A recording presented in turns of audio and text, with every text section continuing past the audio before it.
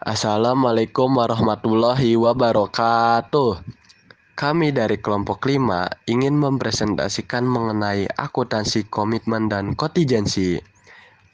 Pertama-tama, kami panjatkan puji syukur kehadirat Allah Subhanahu wa Ta'ala yang sampai saat ini anggota kami dari kelompok 5 masih diberikan kesehatan, kelancaran, serta kemudahan dalam melakukan pengerjaan tugas presentasi yang diberikan oleh ibu dosen.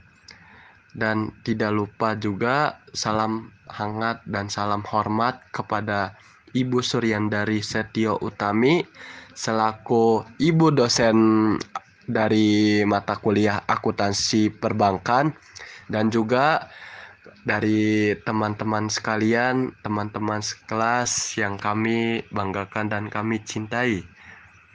Izinkan kami memperkenalkan nama anggota kelompok. Di sini ada Albi Mulia Muhammad, ada Andika Arbi Raihansyah, ada Brian Hasiolan, ada saya sendiri M. Aufa Abrar, ada Marcelinus Ari Kurniawan, dan yang terakhir ada Rivaldi Fajar Ramadan. Untuk selanjutnya, saya akan menjelaskan slide mengenai komitmen.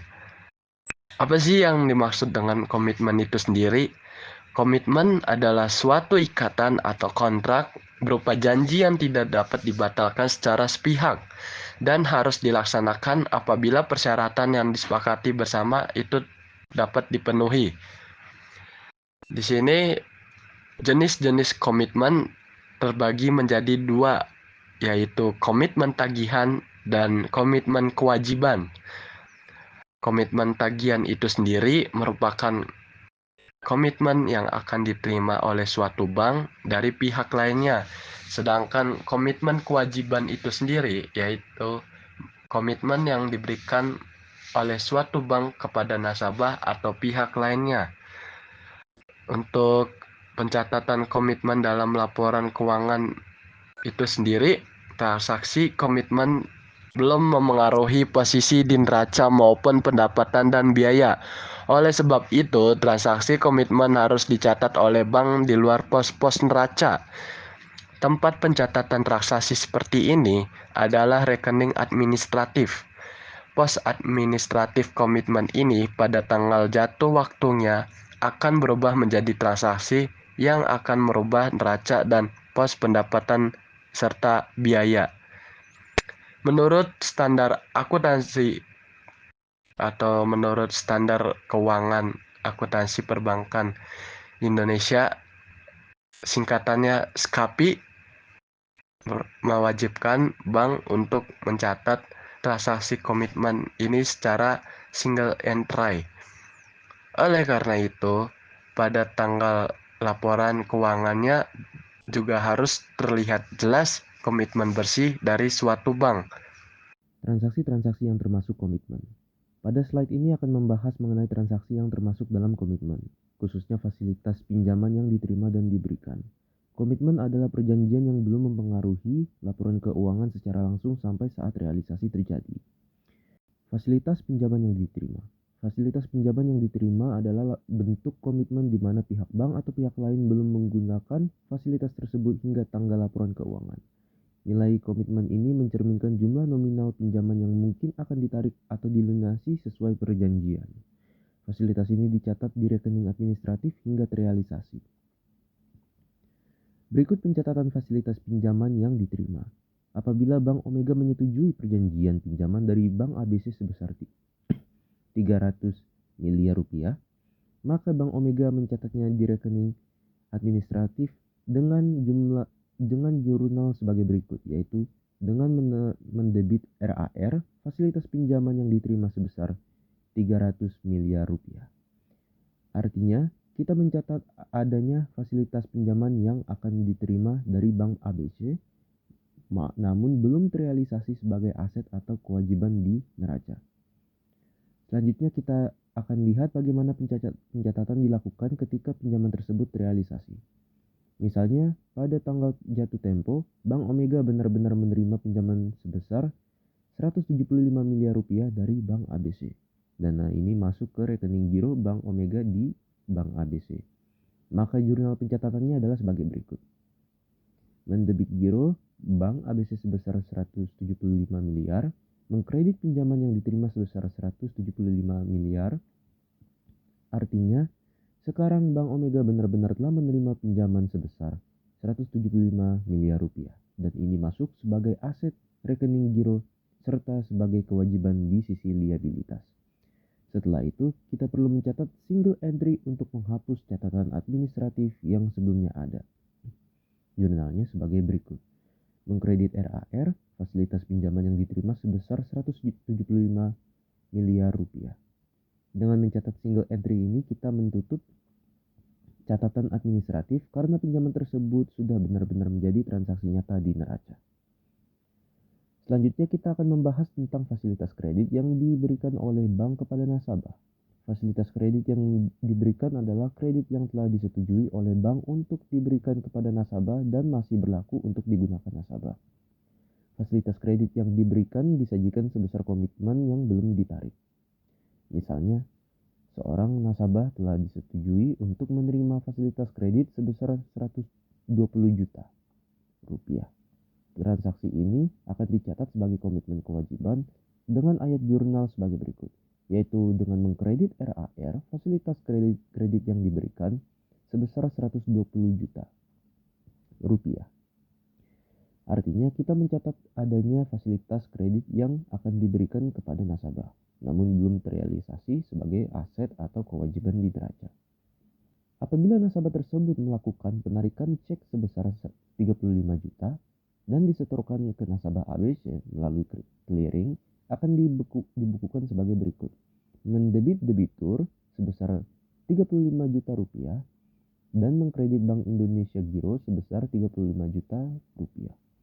Serta menjurnal komitmen, buka tutup kurung komitmen rekening administrasinya dengan mendebit rekening administratif rupiah sebesar 35 juta rupiah.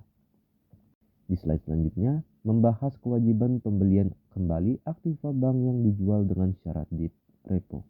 Ini adalah kewajiban bank untuk membeli kembali aktiva bank pada waktu tertentu yang sesuai dengan perjanjian seperti transaksi dalam valuta asing atau swap. Letter of credit yang tidak dapat dibatalkan adalah letter of credit berdokumen yang dibuka dengan syarat tidak dapat dibatalkan. Seperti contohnya, Bank Omega menerbitkan letter of credit irrevocable senilai 300 juta rupiah untuk nasabahnya. PT GZ yang setoran jaminannya sebesar 30%, maka jurnalnya adalah dikredit rekening administrasi rupiah irrevocable letter of credit dalam negeri, yaitu 300 juta rupiah. Selanjutnya ada akseptasi vessel import atas dasar letter of credit berjangka.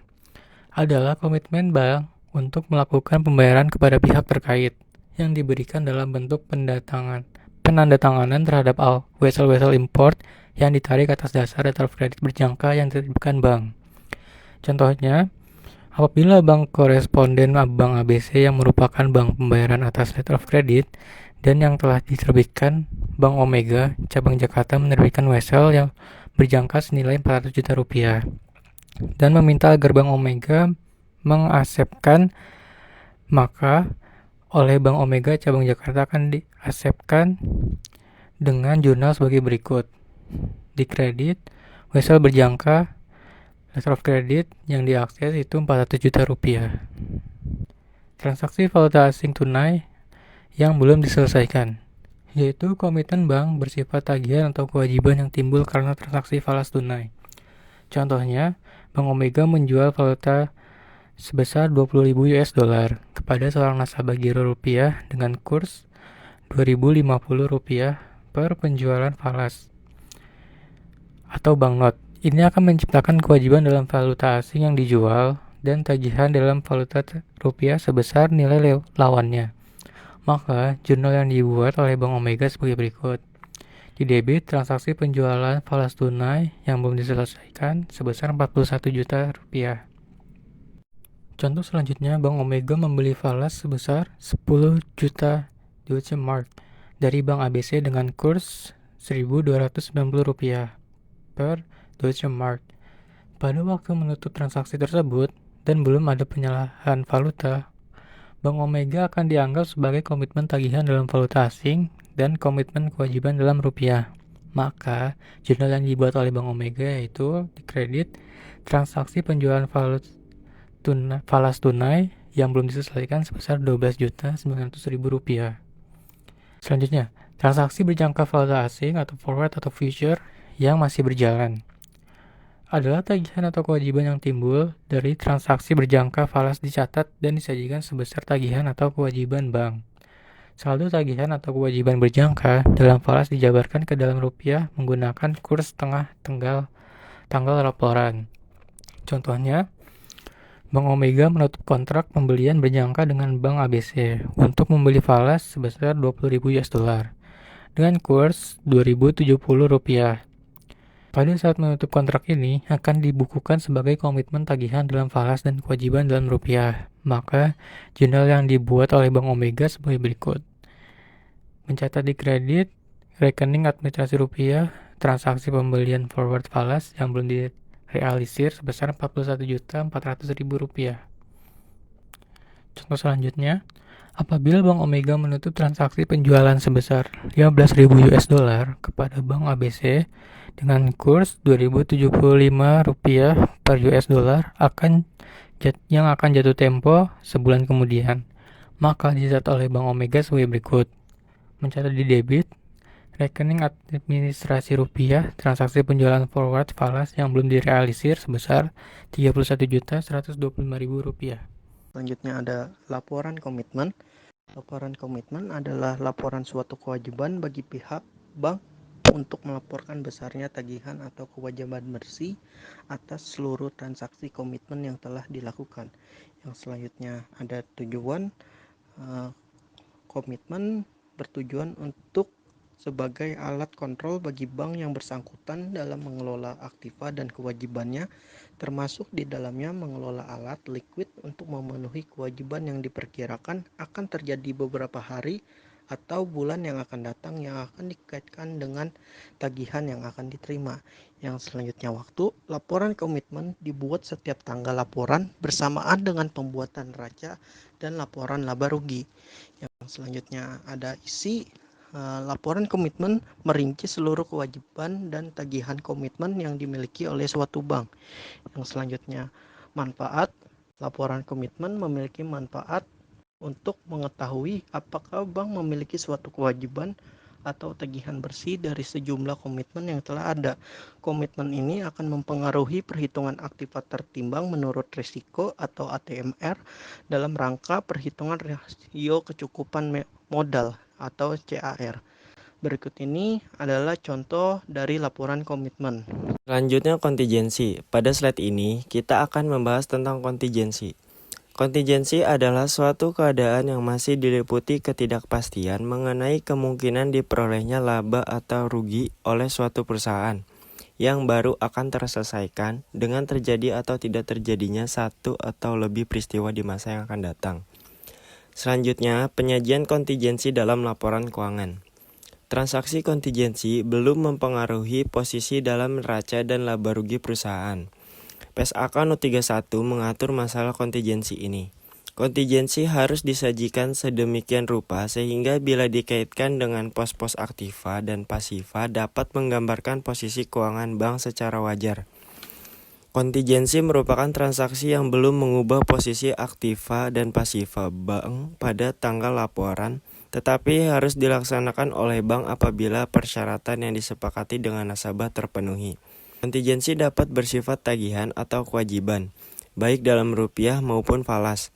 Sistematika penyajian laporan komitmen dan kontingensi disusun berdasarkan urutan tingkat kemungkinan pengaruhnya terhadap posisi keuangan dan hasil usaha bank. Selanjutnya, contoh penyajian kontingensi. Contoh penyajian laporan komitmen dan kontingensi yang memuat rincian, tagihan, dan kewajiban komitmen yang dimiliki oleh bank. Selanjutnya, single entry dalam rekening administratif. Komitmen dan kontingensi disajikan secara tersendiri tanpa pos lawan. Pengungkapan dalam laporan dilakukan secara single entry melalui rekening administratif yang merupakan pos di luar neraca. Selanjutnya, jenis-jenis transaksi kontingensi. Pada slide ini, kita akan membahas berbagai jenis-jenis kontingensi yang wajib dilaporkan dalam laporan keuangan melalui rekening administratif. Jenis-jenis transaksi kontingensi tersebut antara lain 1. Garansi bank 2. Letter of credit yang dapat dibatalkan yang masih berjalan 3. Transaksi opsi valuta asing dan 4. Pendapatan bunga dalam penyelesaian. Selanjutnya, garansi bank. Garansi bank adalah bentuk jaminan yang diterima atau diberikan oleh bank yang mengakibatkan pembayaran kepada pihak yang menerima jaminan apabila pihak yang dijamin oleh bank mengalami wan prestasi atau cedera janji. Garansi bank diterbitkan dengan tujuan memberikan fasilitas kepada nasabah agar dapat memperlancar transaksi yang sedang dijalankannya. Selanjutnya, jenis-jenis garansi bank. Jenis-jenis garansi bank dapat berupa penerimaan atau penerbitan jaminan dalam bentuk bank garansi, baik dalam rangka pemberian kredit, risk sharing, standby LC maupun dalam rangka pelaksanaan proyek seperti bid bonds, performance bonds, dan advance payment bonds. Garansi bank juga dapat berupa akseptasi atau endorsement surat berharga. Selanjutnya, kegunaan garansi bank. Garansi bank dapat digunakan untuk berbagai transaksi antara lain 1. Tender dalam negeri 2. Perdagangan 3. Tender luar negeri 4. Uang muka kerja 5. Penanggungan biaya masuk 6. Cukai rokok dan 7. Pelaksanaan pembelian aktiva tetap. Pada slide ini akan membahas tentang akuntansi untuk garansi bank yang meliputi saat penerbitan dan jatuh tempo garansi bank. Bank dihadapkan pada dua situasi utama pada saat jatuh tempo.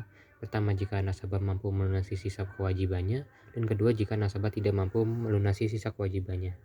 Sebagai contoh, jika Bank Omega Cabang Jakarta menerbitkan garansi bank atas permintaan PT XYZ yang ditunjukkan kepada PT CVS di Surabaya senilai 500 juta dengan setoran jaminan sebesar 60% dari beban rekening gironya, maka ayat jurnalnya yaitu dengan mendebit giro PT XYZ sebesar 300 juta dan mengkredit setoran jaminan garansi bank sebesar 300 juta. Berikutnya yaitu mencatat kontingensi garansi bank adalah sebesar kewajiban penuh atau 100% dengan jurnal sebagai berikut, yaitu mendebit rekening administrasi rupiah garansi bank yang belum jatuh waktu sebesar 500 juta. Pada saat jatuh tempo, jika PT XYZ melunasi seluruh sisa kewajibannya dari beban rekening giro, Bank Omega Cabang Jakarta akan mengkredit rekening antara kantor cabang Surabaya dengan memerintahkan pembayaran kepada PT CVZ. Jurnalnya sebagai berikut, mendebit giro PT XYZ sebesar 200 juta dan setoran jaminan garansi bank sebesar 300 juta, serta mengkredit RAK Cabang Surabaya sebesar 500 juta. Cabang Surabaya akan mencatat jurnal sebagai berikut, yaitu dengan mendebit RAK Cabang Jakarta sebesar 500 juta dan mengkredit giro PT CVS sebesar 500 juta. Untuk menghapus pos kontingensi garansi bank dan mencatat penerimaan kekurangan setoran jaminan, jurnal yang diperlukan adalah dengan mendebit rekening administrasi rupiah garansi bank yang belum jatuh waktu sebesar 500 juta. Selanjutnya kita akan membahas mengenai apa yang terjadi jika terjadi wan prestasi atau pelanggaran kontrak. Wan prestasi dapat mengakibatkan bank penerbit garansi bank harus mengkonversi menjadi debitur umum dengan membebankan nasabah sejumlah biaya tertentu. Sebagai contoh, PT DSK membuka garansi bank pada Bank Omega Cabang Jakarta senilai 350 juta dengan setoran jaminan sebesar 60% yang dibayar atas beban rekening gironya. Garansi bank ini ditunjukkan kepada nasabah cabang Bandung PT DCK.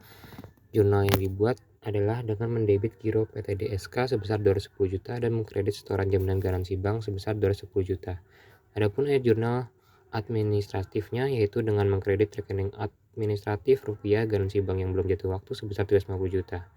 Apabila pada saat jatuh tempo nasabah PT DSK belum datang untuk melunasi sisa kewajibannya, Bank Omega Cabang Jakarta terlebih dahulu membuka rekening administratif atas garansi bank yang belum jatuh tempo dan menggantinya dengan garansi bank yang telah jatuh tempo.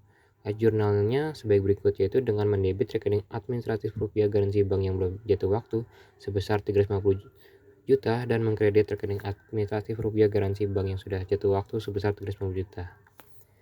Apabila paling lambat dalam waktu 2 minggu nasabah tidak sanggup melunasi sisa kewajibannya, maka akan dibebankan kepada nasabah tersebut biaya provisi kredit sebesar 350.000 dengan jurnal sebagai berikut, yaitu dengan mendebit debitur sebesar 140 juta 350.000 rupiah dan setoran jaminan garansi bank sebesar 210 juta serta mengkredit rekening antar kantor cabang Bandung sebesar 350 juta dan pendapatan provisi kredit sebesar 350.000. Pada saat rekening administratif atas garansi bank jatuh tempo, maka jurnal yang diperlukan sebagai berikut, yaitu dengan mendebit rekening administratif rupiah garansi bank yang sudah jatuh waktu sebesar 350 juta. Selanjutnya akan membahas mengenai letter of credit yang dapat dibatalkan. Letter of credit yang dapat dibatalkan atau revocable yang masih berjalan adalah jaminan dalam bentuk letter of credit yang dapat dibatalkan dalam rangka impor dan ekspor atau lalu lintas perdagangan dan disajikan sebesar sisa jumlah letter of credit yang belum direalisasi. Sebagai contoh, penerbitan letter of credit revocable oleh Bank Omega cabang Jakarta untuk PT DKS sebesar 300 juta yang disetujui kepada seorang nasabah di cabang Surabaya. Setoran jaminan dilakukan sebesar 40% dan dibayarkan oleh PT DKS dari sisi rekening gironya. Jurnal pada saat penerbitan adalah sebagai berikut, dengan mendebit giro PT DKS sebesar 120 juta dan mengkredit setoran jaminan letter of credit dalam negeri revocable sebesar 120 juta. Jurnal administratif untuk mencatat transaksi kontingensi ini adalah dengan mengkredit RAR letter of credit dalam negeri revocable yang diterbitkan sebesar 120 juta. Apabila terjadi pembatalan letter of credit atas permintaan nasabah PT DKS, maka Bank Omega akan mencatat jurnal sebagai berikut, yaitu dengan mendebit setoran jaminan letter of credit dalam negeri revocable sebesar 120 juta dan mengkredit giro PT DKS sebesar 120 juta. Jurnal administratif untuk menghapus kontingensi ini adalah dengan mengkredit RAR letter of credit dalam negeri revocable yang diterbitkan sebesar 300 juta. Selanjutnya akan membahas mengenai opsi valuta asing. Transaksi opsi valuta asing melibatkan pembelian atau call option dan penjualan atau put option atas opsi yang telah diterbitkan oleh bank. Opsi atau option adalah perjanjian yang memberikan hak kepada pembeli opsi untuk merealisasikan kontrak jual beli falas tanpa adanya pergerakan dana. Dilakukan pada atau sebelum waktu yang ditentukan dalam kontrak dengan kurs opsi yang dijanjikan. Pembeli opsi tidak berkewajiban untuk melaksanakan haknya apabila tidak menguntungkan. Selanjutnya akan membahas mengenai pendapatan bunga dalam penyelesaian. Pendapatan bunga dalam penyelesaian adalah perhitungan bunga dari aktiva produktif non-performing atau kurang lancar yang belum dapat diakui sebagai pendapatan bunga dalam periode berjalan. Jumlah pendapatan bunga ini akan dikelompokkan sebagai tunggakan bunga sejak perhitungan bunga atas kredit atau aktiva produktif non-performing dilakukan sebagai dengan tanggal laporan. Sebagai contoh, nasabah PT CKN di Bank Omega cabang Jakarta memiliki saldo kredit sebesar 400 juta dengan bunga 18% dan tidak mampu membayarkan bunga sejak bulan Mei tahun 2000-an. Pada pembuatan laporan keuangan tanggal 31 Juli tahun 2000-an, perhitungan tunggakan bunga adalah sebagai berikut. Tunggakan bunga 3 bulan dari Mei sampai Juli besarnya bunga yaitu 3/12 dikali 18% dikali dengan 400 juta sehingga menghasilkan 18 juta. Maka jurnal yang dicatat yaitu dengan mendebit rekening administratif rupiah tunggakan bunga sebesar 18 juta. Selanjutnya pada slide berikut ini kita akan melihat contoh laporan kontingensi yang dibuat setiap tanggal laporan untuk menjabarkan posisi kontingensi bank, apakah terjadi short atau long position. Demikianlah akhir dari presentasi kami yang membahas mengenai berbagai aspek penting dari komitmen dan kontingensi dalam konteks perbankan, termasuk pengertian jenis-jenis serta bagaimana pencatatannya dalam laporan keuangan. Semoga materi ini telah disampaikan dapat menambah pemahaman kita semua mengenai pentingnya mencatat dan melaporkan komitmen serta kontingensi dengan tepat dan akurat. Sekian dari kami, kurang lebihnya mohon maaf. Wassalamualaikum warahmatullahi wabarakatuh.